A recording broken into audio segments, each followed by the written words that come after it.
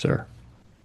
Before we begin, let me remind everyone that statements made on this call include forward-looking statements based on the environment as we currently see it, which involve known and unknown risks and uncertainties that may cause our actual results, performance, or achievements to be materially different from those expressed or implied by the forward-looking statements. These forward-looking statements include our growth prospects, future revenue, operating margins, net income, cash balance, and total addressable market, among others, and represent our management's belief and assumptions only as of the date such statements are made, and we undertake no obligation to update these. During today's call, we will discuss non-GAAP financial measures, which are in addition to, and not a substitute for or superior to, measures of financial performance prepared in accordance with GAAP. A reconciliation between GAAP and non-GAAP financial measures is available in our earnings release, which can be found on our investor relations website. Further information on these and other factors that could cause the company's financial results to differ materially are included in filings we make with the Securities and Exchange Commission, including our most recently filed Form 10-K, as well as our subsequent filings made with the SEC. With that, I will turn the call over to Jennifer. Thanks, Tony. Good afternoon, and thank you everyone for joining us today. In the first quarter, PagerDuty delivered revenue of $120 million, representing 8% growth at the top of our guidance range. Our relentless focus on disciplined cost and investment management continued to yield results, with non-GAAP operating margin reaching 20%, exceeding our target by 500 basis points. Given the substantial progress we have made on optimizing our bottom line performance, we have a clear path to GAAP profitability. Annual recurring revenue increased to $496 million with 7% growth year over year. Dollar-based net retention was 104%, reflecting higher than expected customer downgrades in our enterprise segment and elevated churn in our commercial business. These results reflect transitional dynamics in our go-to-market motion and are not at the standard that we expect from ourselves. We are collectively committed to more consistent sales and marketing execution and efficiency, and have taken immediate and comprehensive action to improve overall top-line results. We did achieve significant improvement in net new paid customers, driven by our new commercial digital acquisition strategy, leading to our largest increase in 8 quarters. While many of our enterprise relationships span several years, we're evolving our coverage model. We're moving from a tactical and transactional approach to building more strategic cross-company relationships with our customers. This transition requires us to more effectively scale our pre- and post-sale practices, including more comprehensive customer roadmap planning and more structured professional services and product adoption frameworks. In addition, we must progress in leading with AI from a platform perspective and developing deeper and more senior relationships from a customer perspective. While we do this well in many large accounts, we can and will scale it more effectively. This is a critical focus for our sales, marketing, and customer success organizations. Under the leadership of our new Chief Customer Officer, we're executing on this transformation through enhanced post-sale enterprise engagement. These improvements, combined with streamlined upgrade migration planning, will enable our enterprise customers to accelerate value realization while leveraging more of our platform. While these changes will take time, we're confident they will strengthen enterprise relationships and drive adoption of our advanced capabilities, including in the enterprise incident management and our AI solution set, PagerDuty Advance. Our platform's strategic value continues to resonate with customers, as demonstrated by expansion activity across approximately a quarter of our enterprise accounts in Q1. This broad-based expansion reflects the ongoing adoption of PagerDuty's Operations Cloud across our customer portfolio and provides a foundation for future growth as these customers mature their digital operations journey. One critical milestone in our enterprise sales transformation is approaching, as more than 60% of our enterprise reps will have been in their role for at least a full year by the end of Q2. This shift reflects our ongoing efforts to expand our sales rep profile to that of a modern enterprise value-centric sales executive. Based on our historical sales ramping data and the anticipated appointment of a new Chief Revenue Officer, we expect the increased seniority and experience of our maturing sales force to drive meaningful improvement in enterprise contribution through the second half of the fiscal year. We also strengthened our strategic partnership with AWS, announcing our collaboration agreement and expanding our integration capabilities earlier this month. Our platform now seamlessly integrates with Amazon Q Business, Amazon Bedrock, and AWS Incident Manager, serving nearly 6,000 joint customers.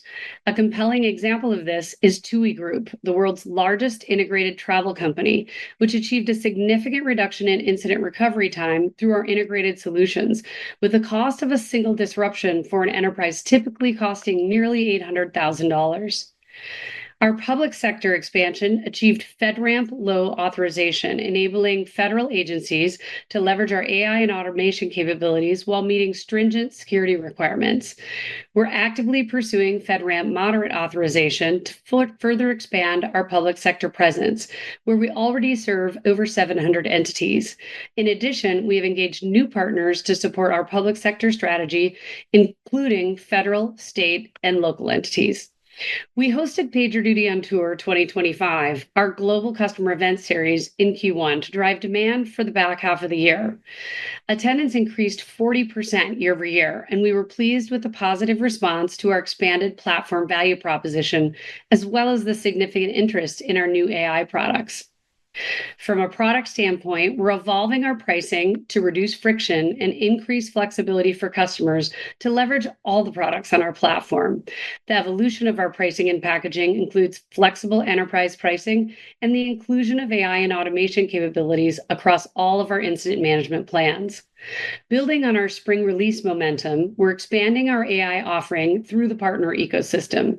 Our new solutions leverage generative AI to automatically summarize incident notes and post-incident reviews, enabling faster issue resolution and organizational learning. Our new AI scribe agent leverages transcripts from Zoom and Microsoft Teams to help operations teams summarize calls for better execution, faster resolution, and protecting revenue and reducing costs. We remain on track to launch 3 additional AI agents this quarter, furthering our commitment to enhance operational maturity and effectiveness for our customers through AI and automation. Our experienced enterprise sales reps routinely land platform commitments by leveraging the value proposition of the Operations Cloud. The traction we're gaining in the emerging native AI vertical demonstrates that our platform is mission-critical infrastructure for companies building and scaling AI operations. While we believe the TAM supports multiple winners, our roadmap of innovation and proven resilience at scale continue to differentiate us in the market, particularly given the significant greenfield opportunity ahead. Let me share a few examples that demonstrate our enterprise momentum in strategic sectors.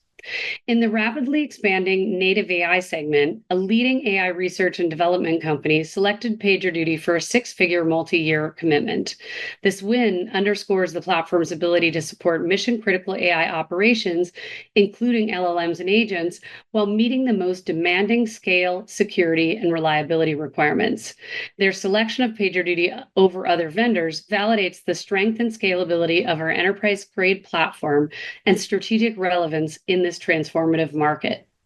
In financial services, a major enterprise customer expanded their PagerDuty deployment with a significant 6-figure upsell to an existing $1 million customer as part of their operations modernization initiative.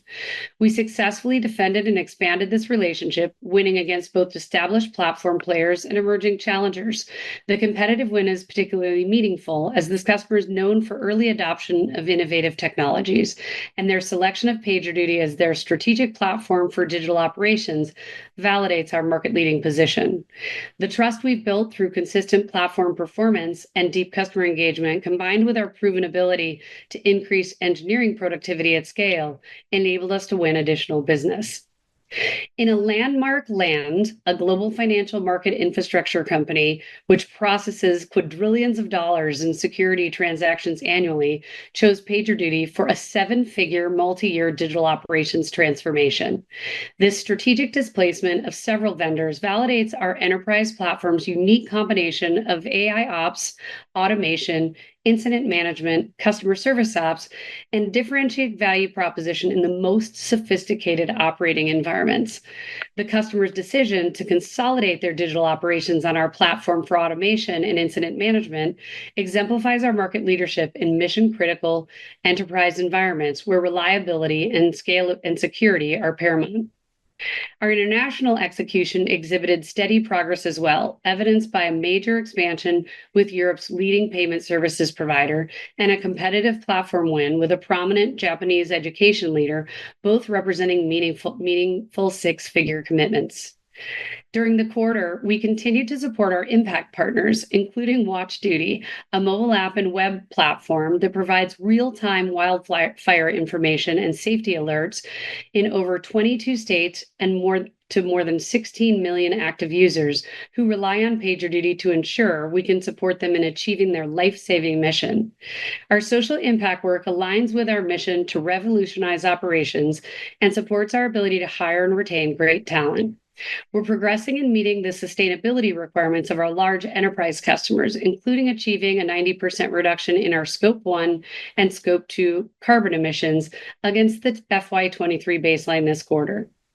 We recently welcomed Don Carty to PagerDuty's board of directors. Don brings deep operational and financial expertise from his extensive executive leadership experience, including his roles as the chairman and CEO of American Airlines and vice chairman and CFO of Dell. His deep understanding of enterprise transformation and operational excellence are invaluable as we execute our platform vision and enterprise growth strategy. Our search for a new chief revenue officer is progressing well, with several accomplished enterprise leaders in advanced stages of consideration. As we look ahead, we're focused on three key priorities. First, demonstrating product market fit for our AI offerings through monetization. Second, enhancing our enterprise engagement model to drive improved retention and expansion with our strategic accounts. And third, leveraging automation and AI within our own operations to scale more efficiently and accelerate our path to durable growth and GAAP profitability.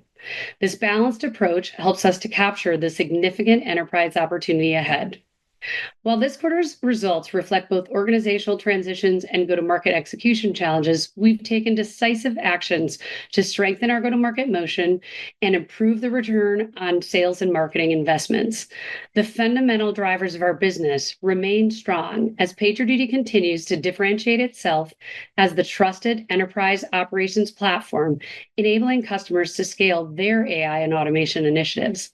We are confident that our enterprise strategy, combined with our demonstrated commitment to operational discipline and strategic capital allocation, will drive long-term value creation. I want to thank our customers for their continued partnership and our shareholders for their support, as well as our employees for their customer focus and dedication. And with that, I'll turn the call over to Howard and look forward to your questions. Thank you, Jen, and good day to everyone joining us on this afternoon's call. Unless otherwise stated, all references to our expenses and operating results on this call are on a non-GAAP basis and are reconciled to our GAAP results in the earnings release that was posted on our investor relations website before the call. Before reviewing our first quarter financial results, I want to highlight a meaningful inflection point in our business model transformation.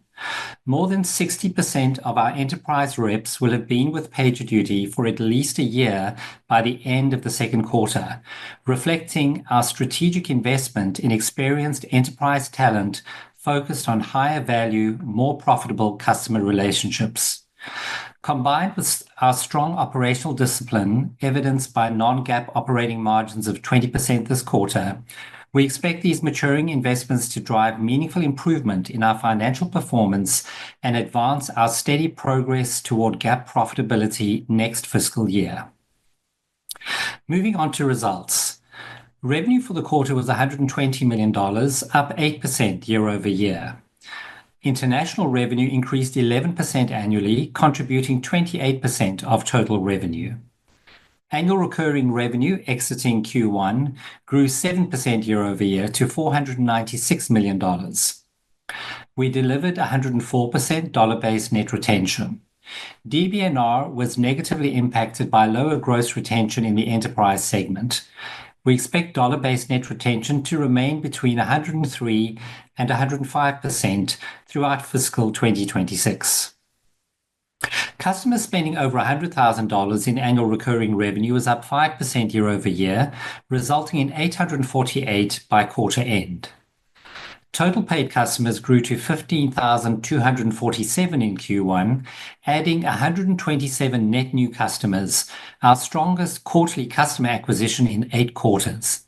This improvement was driven by targeted enhancements in our commercial segment, where we launched a new digital acquisition program and lowered the cost to acquire. Free and paid companies on our platform grew to over 32,000, an increase of approximately 9% compared to Q1 of last year. Q1 gross margin was 86% at the high end of our 84 to 86% target range. Operating income was $24 million, or 20% of revenue, compared to $15 million, or 14% of revenue in the same quarter last year. The outperformance compared to our guidance was primarily due to lower payroll and other personnel costs. In terms of cash flow for the quarter, cash from operations was $31 million, or 26% of revenue, and free cash flow was $29 million, or 24% of revenue. Turning to the balance sheet, we ended the quarter with $597 million in cash, cash equivalents, and investments. On a trailing 12-month basis, billings were $492 million, an increase of 7% compared to a year ago, in line with our target for the quarter. With respect to Q2, we anticipate trailing 12-month billings growth to be approximately 7%. At the end of Q1, total RPO was approximately $430 million, increasing 11% year over year.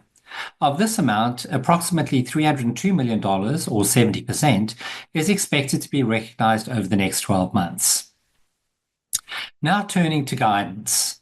For the second quarter of fiscal 2026, we expect revenue in the range of $122.5 to $124.5 million, representing a growth rate of 6 to 7%. And net income per diluted share attributable to PagerDuty Inc. in the range of 19 to 20 cents. This implies an operating margin of 17%. For the full fiscal year 2026, we now expect revenue in the range of $493 to $499 million, representing a growth rate of 5 to 7%.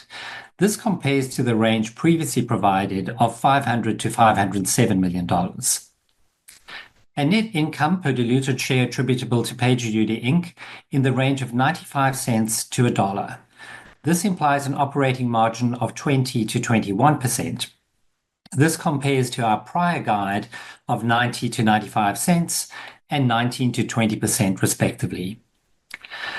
Looking ahead, our strong balance sheet with nearly $600 million in cash and investments provides us significant flexibility to execute on our priorities while returning capital to shareholders through our $150 million share repurchase program.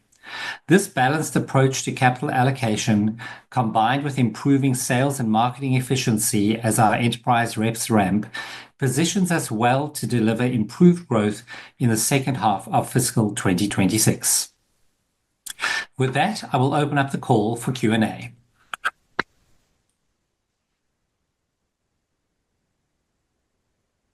Thank you, Howard and Jennifer. We're going to invite our panelists to ask their questions, and we'll turn first to Mr. Rob Oliver over at Baird. Rob, if you'll come online with us. You guys hear me okay? We do. Okay, great. Hi, Rob. Hey, how are you, Howard? Hi, Jen. I'm trying to turn on my camera and it doesn't appear to want to come on. There you are. There you are. It moves a little slowly today. Thank you for taking my questions. I guess, Jen, first question for you. Obviously you guys called out some of the enterprise pressure that you're seeing. obviously the pace of innovation right now within the IT suite and in particular within DevOps is pretty rapid given the emergence of generative AI. And I know you said, proving market fit or the language that you guys used for your Gen AI solutions is one of your goals. But talk a little bit about, how much of this is execution and how much of this is people perhaps holding back and looking at what other solutions might be out there? Is there a little hesitancy on the part of some enterprises, given just how rapid the evolution of this market is on committing to multi-year contracts? Anything you're seeing there would be helpful. And then I had a follow-up for Howard. Sure. Thanks for your question. It's primarily execution. We undertook and initiated significant transformation in the quarter. It led to some gaps in the way we engage customers. The combination of moving some reps out of the business, bringing new reps into the business, reassigning territories, as you often do at the beginning of the year, just led to some of those coverage gaps, and that's on us. I think that's an anomaly as opposed to an ongoing issue. And what we see, what I look at, what gives me confidence is the fact that new logo growth this quarter, which really signals demand, particularly from native AI companies, but also from large companies that are making investments in AI infrastructure, in AI offerings, and even using AI internally. Those new logos grew more than we've seen in the last 2 years, 8 quarters. The changes in the investments that we're already making in sales are leading to early indicators of what I think will be stronger execution through the back half of the year. And as Howard mentioned, more than 60% of our reps in the back half will be entering their second year or more with us. So we're gaining experience. And these are reps that come to us with more of a modern enterprise sales capability, a value-centric selling motion, and a top-down sort of relationship-driven capability with the C-level folks that are making the decisions that you're talking about. We've proven, I think, the value of the Operations Cloud with these large transformative deals. I talked today about a financial market infrastructure company that did a 7-figure deal with us, really leveraging the entire Operations Cloud. We talked about a large LLM provider that also landed with us as opposed to working with potential other vendors out there. So I don't think it's about the decision-making process. I think it's about us getting ourselves to the table and effectively demonstrating what we know works, replicating what we've done with transformative Ops Cloud deals elsewhere and scaling that through the organization. And as you know, we've had success in increasing the percentage of ARR that's covered in multi-year deals. The last thing I would say that gives me a lot of confidence around this and also has me very focused on execution is we've built a very strong financial base. So we will continue to focus on improving our efficiency. We have a clear path to GAAP profitability, and sales and marketing efficiency and a return on investment is a specific focus going forward. Great. That's really helpful. Thanks, Jen. I appreciate it. And then Howard, I had a quick follow-up for you, and that was just around the full year guidance implies revenue growth exiting the year at 5%. So I'd just be curious to hear from you, essentially how sort of de-risked that feels to you. I guess a different way of asking the question would be, what sort of precautions or extra considerations did you bring to bear in that guidance relative to where we were at the beginning of the year? Thank you both very much. Yeah, sure, Rob. I would describe the guidance that we provided as being prudent. The primary input to that was based on the organizational transitions and some of the go-to-market execution challenges we had in Q1. That obviously has a flow-on effect in terms of revenue through the rest of the year. So on the basis of that, I reviewed what our current view would be in terms of that transition and the pace of those transitions. And as a result of that, have factored in that whilst we would see improvements in terms of bookings through the back half of the year, as our sales reps continue to ramp, that we would need to have a different guidance range to reflect some of the early part of the year. Thanks, Rob. Thank you. And next we'll turn to Sanjit Singh Sanjit is with Morgan Stanley. Great. Thank you, everyone. This is Jamie on for Sanjit. I guess it'd be great to just get a sense of, what kind of adoption trends you're seeing in new modules such as PagerDuty Advanced and Enterprise Plus. Hey, Jamie, it's still early days. I mean, some of the things that we're seeing in terms of adoption of our generative AI solution is, one, we have customers that are very willing to experiment, and other customers have to go through a significant process to get permission to experiment. But when you look at the products themselves, I mean, one, they are class leading applications that now have a chat native experience, and a lot of our customers are working in Teams or in Slack and really want to leverage best in class incident management and automation applications. We enable them to do that without moving around. We're bringing unmatched data and machine learning to the table. So other vendors, will talk about incident management or automation, but their data set does not compare in terms of our ability to orchestrate the entire incident lifecycle by leveraging proprietary workflow, event, people, and embedded machine learning data to deliver that automation and response. And one of the things that we changed in the last quarter was we started to seed access to some of those newer features in all of our pricing packages. Historically, to discover and try some of those things, you had to be in one of the higher packages. And I think that's removed some friction from trial.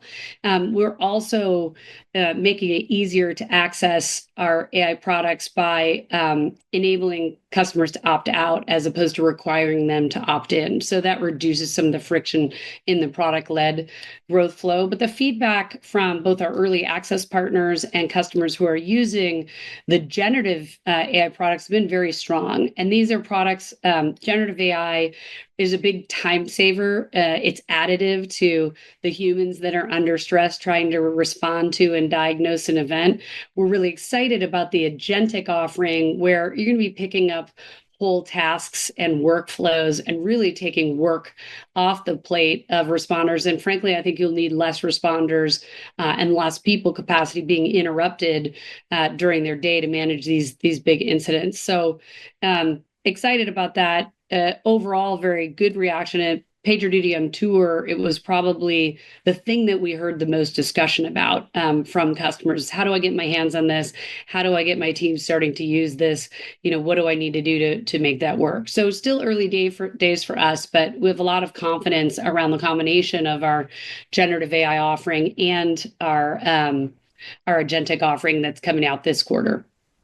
Great. Thank you so much. And then just as a quick follow-up, would you be able to just give any additional color on the demand trends you're seeing, in the SMB portion of the business versus enterprise?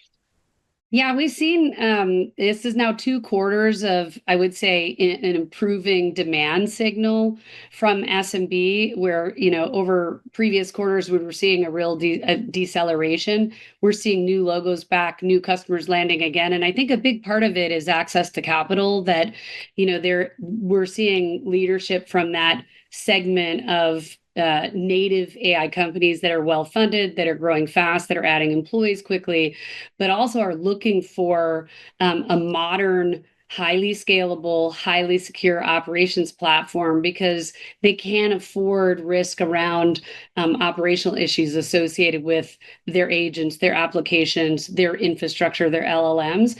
And we've also seen that trend cross over into enterprise. You've heard us talk in the past about large semiconductor providers that are working with us and investing and expanding multiple quarters during the year. So from a sector perspective, I would say, SMB continued to strengthen from one quarter to the next. I think us separating our commercial segment, which is really a digital first motion, and moving that under our CRO in order to refine our focus on enterprise is also important because it means we can continue to evolve our product-led growth motion that drives a lot of top of funnel acquisition and maturity, but also be laser focused on the enterprise transformation that we are working through.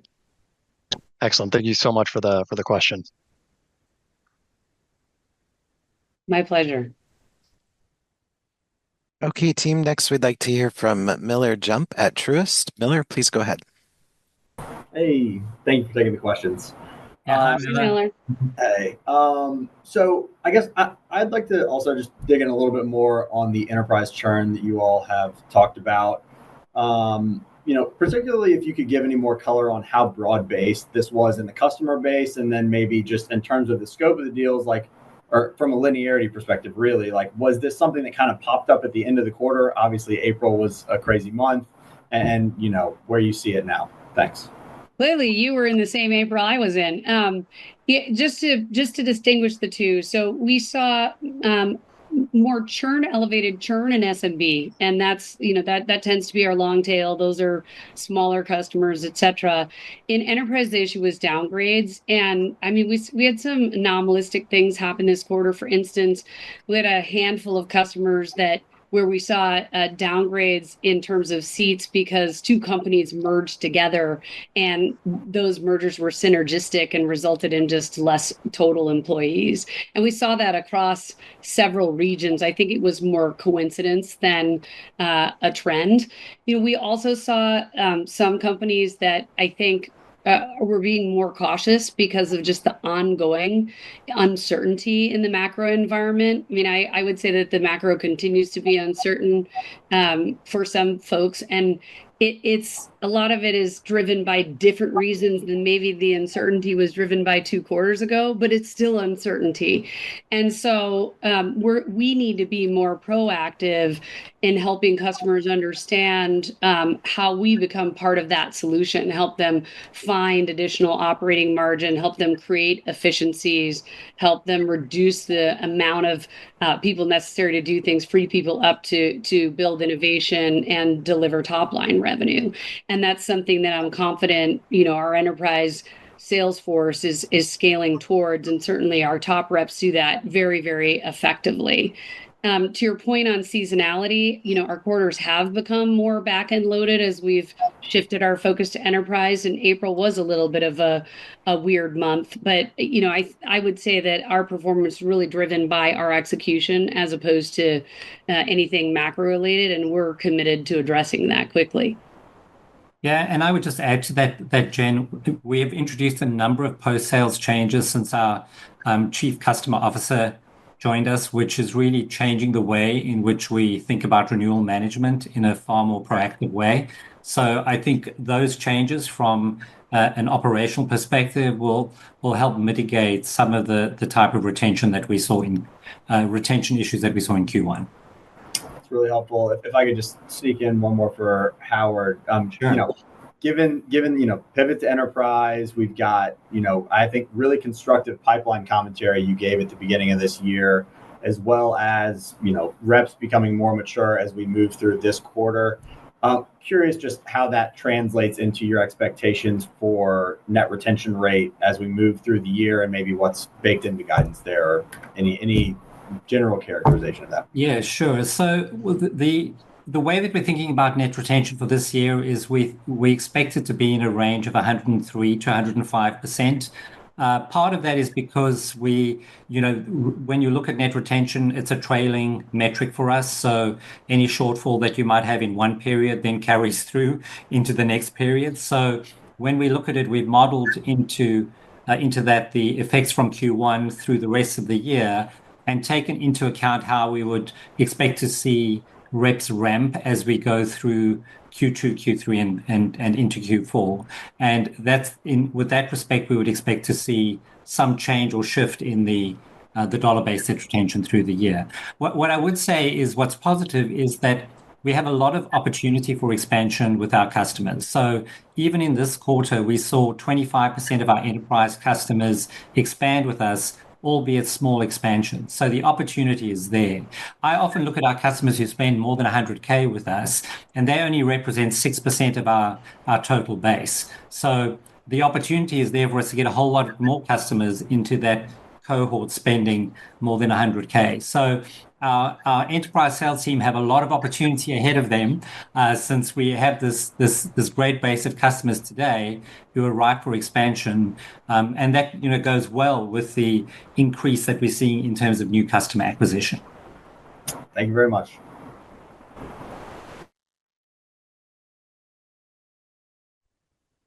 And next, thank you. We'll turn to Matt Bullock with B of A. Matt, please go ahead. Great. Hi, Jen and Howard. This is Matt Bullock on for Koji Ikeda. Thanks for taking the question. I wanted to touch on billings. So looked like a pretty strong quarter. Billings accelerated to 7% year over year versus 5% last quarter, but TTM billings decelerated a tick. I know you guide to TTM billings, but maybe could you help us think about what the better indicator is for the underlying strength of the business going forward? Yeah, so the trailing 12 months billings tends to align more closely with our annual recurring revenue number. So that gives you a clearer picture than the quarterly billings, because our quarterly billings are often subject to a lot of fluctuation because of the way in which we co-term with our customers. Understood. Thank you.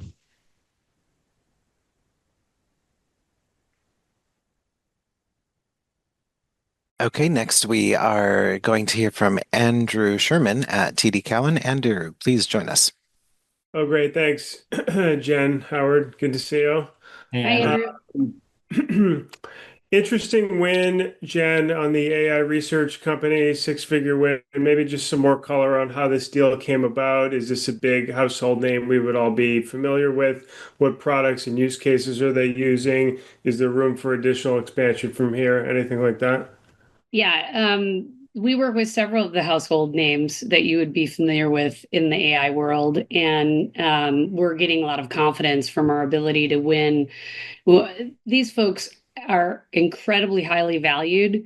They have a lot on the line in terms of their delivery and execution, and they are pure tech companies. So the technology needs to work, and it's not perfect. I mean, we all know that all technology is complicated, increasingly more complicated, doesn't work all the time. But when you're also dealing with the combination of LLMs, building infrastructure to support those LLMs, managing agents and applications associated with those LLMs, it's a new operating frontier, and we are perfectly poised to meet that challenge right now. So we're finding, as long as we are with the right technical leader who has a vision for what their operations need to look like, and is also thoughtful about end user experience and the cost of failure and what that looks like, that there's a clear path in this new set of use cases around managing the operations of your AI investments, whether they're your hardware investments or energy consumption or applications or agents,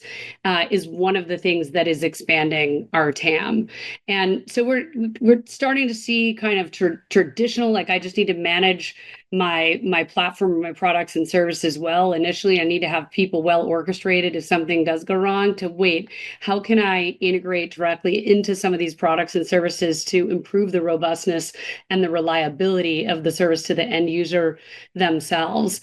And in some ways, you can think about it as an adjacent, very similar metaphorically use case to incident management, but the stakes are a lot higher. The technology is more complicated, and time is much more important. The cost of time is much higher. And the last thing that I would say is there's a lot of scrutiny around the industry associated with security, reliability, and resilience. And so some of the smaller players just can't rise to that occasion from a technology perspective.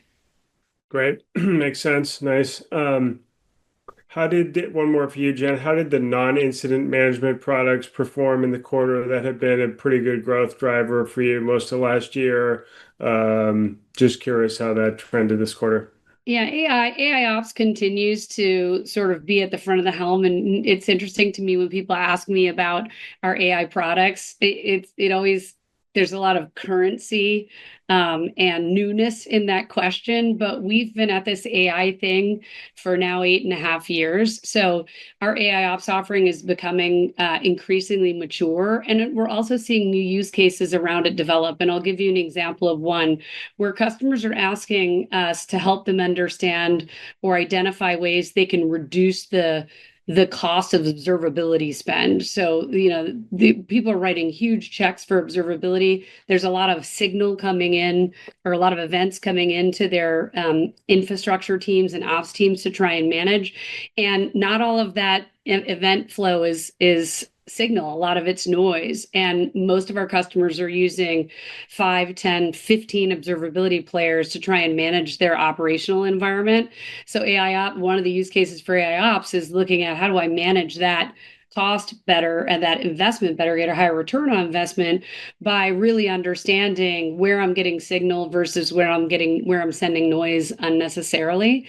And so as that product matures, we're seeing more use cases than simply during incident or post-incident analysis. We're also seeing customers use AIOps to really try and stack rank and understand like where is their fragility or tech debt driving the most cost?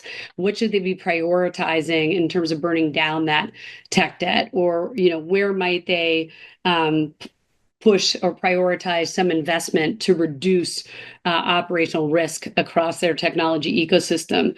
And so even as I describe these use cases, customers are coming at it from very different places in the continuum of just getting started to being operationally mature and really fine-tuning. Excellent. Thank you. No problem. Thank you. And next from Craig Hallam, we'll hear from Daniel Hibshman. Jen, Howard, good to see you. Hi, Daniel. Hi, Daniel. Just wanted to start off with the profitability guide. I don't think we've really touched on that too much yet. In terms of revising that upward, is this cost cuts in certain areas? Is this not layering in, investment previously expected, just costs coming in later? What if anything needs action? Just kind of walk us through that. Yeah, sure. So Daniel, we have a track record of improving operating margins. So I take a long-term programmatic view around how do we help ensure that the investments we're making are delivering and that we're able to become more efficient over time. And so certainly as we've looked through the rest of this year and into next year, the investments that we've made to date still provide us with capacity to be able to exceed our growth goals, but also ensure that we're continuing to invest in innovation. So we've taken a view on operating margin for this year. And in fact, if you look at our long-term operating margin goal of 30%, we have a view around how do we, in fact, ensure that we're continuing to be a profitable growth company.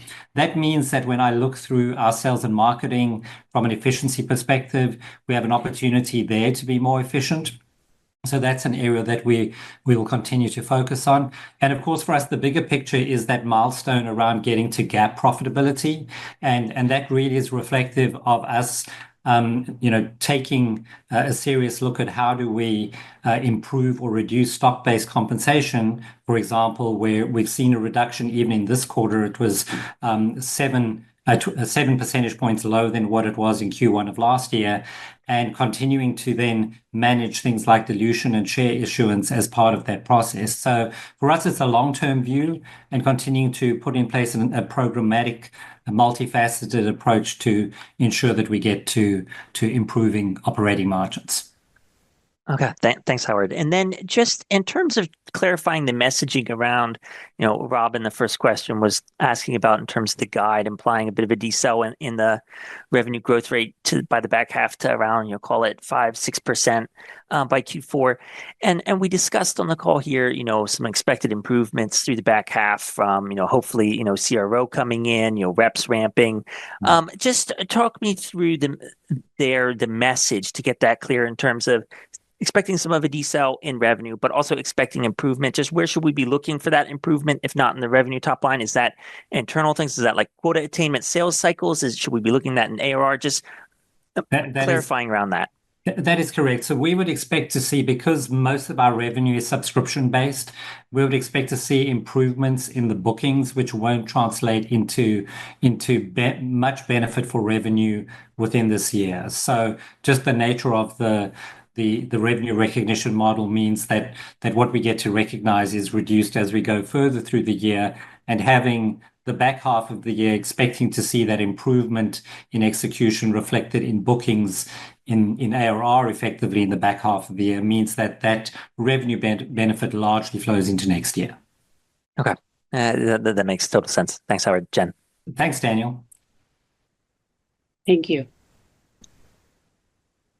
We do have a couple more analysts lined up. Just a reminder to our team out there, if you'd like to ask a question, please use Zoom to raise your hand if you're joined as a panelist, that is.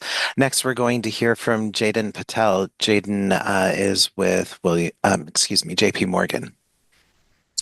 Great. This is Jaden on for Pendulum Bora. Thanks for taking the question. Just a quick one. I understand the trailing 12-month billings guide is 7% in Q2. But can you talk about how you're thinking about the rest of the year? Should we expect more stable trends there, or could you see some acceleration? Thanks. Yeah, hi, Jaden. So in terms of billings growth, we haven't provided any guidance beyond the numbers that we'd provided in terms of this next quarter on a trailing 12 months basis. But directionally, the way that we're thinking about it is that in line with our sales reps ramping, we would expect to see overall better bookings performance in the back half of the year than we would in the front half of the year. That typically translates into improvements from a billing perspective, and we would expect to see it show up in improvements from an ARR perspective. Great. Thank you.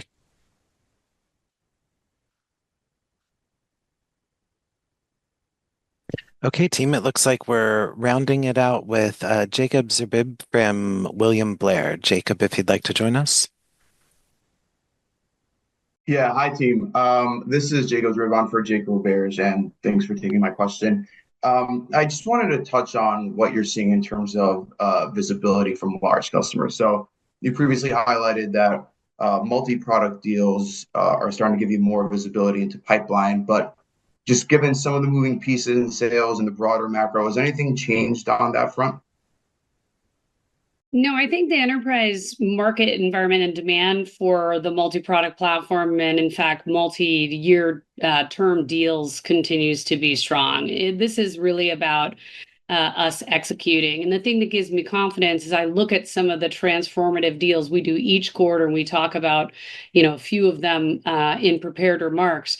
It really is about replicating and scaling the sort of recipe that works there. But there's the demand for products and services, particularly AI-enhanced incident management and AIOps, as well as automation, continues to be very strong. Some of our customers move faster than others, some move slower than others, and we saw some of that pace pick up in the native AI segment of customers, and then we'll see some customers that mature much more slowly. But I think the opportunity to capture that demand is within our control. We've expanded our TAM by adding new products and services to the platform. We're seeing a lot of interest in our AI-centric products, but we also see that new use case for helping our customers manage their AI product services and investments. So I'm very confident about our ability to accelerate growth in the back half and to do so while maintaining and delivering on our commitment to improve our efficiency, to get to GAAP profitability, and to increase the total shareholder return that we're delivering to our shareholders. Got it. Thank you. Thank you. Team, we had one more hand go up if you'll allow it. Sure. I think we have a member in from Scotiabank. Let me add in for Nick. I just need to unmute. Thanks. Hey, Jen and Howard. You have John Gomez on for Nick Alman. Thanks for taking my question. Hey. So as we think about the potential for AR to reaccelerate back to double digits, can you maybe just talk about what the biggest lever there is that needs improvement? Is it from gross expansion improvement? Is it more on the retention side? And the follow-up is the customer ads continue to be solid. So can you just comment on how the net new AR from expansion and upsell should trend versus new customers as we think about the path to reacceleration?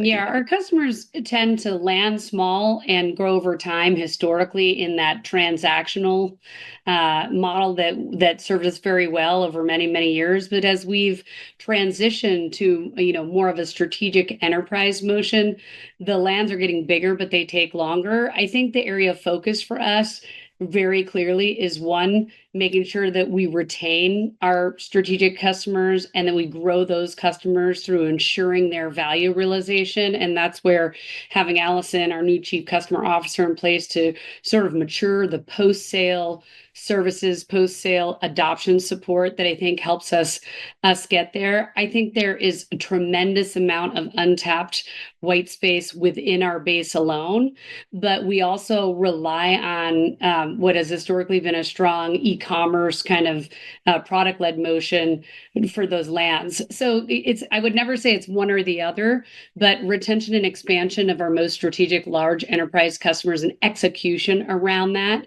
demand that we see in the market is our focus. Doing that more efficiently is also important.